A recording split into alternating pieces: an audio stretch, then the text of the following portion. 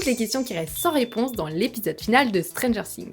D'abord, il y a la pierre qui se trouve dans la mallette qu'Henry trouve. D'où est-ce que vient cette pierre? Est-ce qu'il y en a plusieurs? Le scientifique, lui, il a l'air de savoir ce que ça fait puisqu'il lui dit qu'il faut y résister. Donc, est-ce que ça veut dire que lui-même l'avait prise dans les mains? Est-ce que d'autres personnes l'ont prise dans les mains? Est-ce que ça a infecté d'autres personnes mais que elles ont résisté? Est-ce qu'on peut pas se dire que le Mind Flayer est finalement qu'endormi dans ces personnes qui ont été infectées et qui ont résisté? Parce que pour moi, le Mind Flayer, il est encore vivant et je vous explique pourquoi. Quand les enfants se réveillent, quand ils ont été débranchés une fois que Vecna et le Mind Flayer aient été vaincus, il y a des particules noires qui s'échappent de leur corps. Ces particules ressemblent vraiment beaucoup à celles que laissait échapper Will dans les saisons précédentes, ce qui nous fait donc penser que ce sont bien des particules qui appartiennent au Mind Flayer. Et ça, il n'y a pas trop de doute là-dessus. Mais qui nous dit que ces particules ne sont pas encore vivantes et ne vont pas se regrouper ailleurs pour recréer la créature? Vous le voyez le spin-off arriver? Parce que moi oui. Et en parlant du Mind Flayer, d'où est-ce qu'il vient? Comment il a été créé? Pareil pour les Démogorgons, les Démodogs, les Démobat. Comment ces créatures ont-elles pris vie? Comment elles se multiplient? Ça, on ne le sait pas. Autre chose, pourquoi Vecna il a mis autant de temps avant de revenir et de repasser à l'attaque entre la fin de la saison 4 et la saison 5? Il y a quand même eu 2 ans. Pourquoi ça lui a pris autant de temps? Pourquoi le fait aussi de se faire propulser dans la dimension X/ l'abysse, ça lui a fait changer complètement d'apparence? Et pourquoi entre la saison 4 et la saison 5, il a muté comme un Pokémon? Pourquoi il lui faut 12 enfants et pas 15 ou 20? Pourquoi il choisit aussi la date du 6 novembre? Est-ce que c'est la date à laquelle il a été infecté par le Mind Flayer? Pourquoi dans la saison 4, ses victimes voient toujours une horloge? Alors d'accord, c'est l'horloge qu'il y avait chez ses parents, mais pourquoi se focaliser sur cette horloge? C'est quoi son problème avec ça? On ne sait pas. Le père de Mike, alors lui, le pauvre, c'est vraiment l'oublié de la saison. Lui, il s'est fait déchiqueter par un Démogorgon, mais on le laisse à l'hôpital dans le coma, on n'en reparle plus jamais. Moi, je vous jure, j'ai dû faire pause et revenir en arrière lors de la scène de la cérémonie de graduation parce que j'étais en mode, mais attends, on l'a pas vu le père, il est là ou il est pas là? Et donc, je suis revenue en arrière, j'ai fait, ah si, il est là. Et alors ça, c'est pas vraiment une question qui est laissée en suspens, mais c'est plus une théorie. Mais les femmes enceintes qui étaient dans l'Upside Down, en fait, pour moi, l'armée, vu qu'elle sait c'est quoi le plan, elle sait qu'ils vont faire exploser l'Upside Down, donc qui nous dit que l'armée n'a pas eu le temps de les faire évacuer avant que tout explose? Et dans ce cas-là, qui nous dit aussi, eh bien que pour l'une d'entre elles, ça ne va pas fonctionner le son de calibre? Qui nous dit qu'un des bébés ne va pas avoir des pouvoirs? Cette fois, vous voyez le spin-off arriver ou pas? Et pour finir, pour moi, les deux fins possibles à la série, eh bien, ont plein d'incohérences, mais ça, je vais vous en faire une autre vidéo, donc n'hésitez pas à me suivre pour ne pas la louper.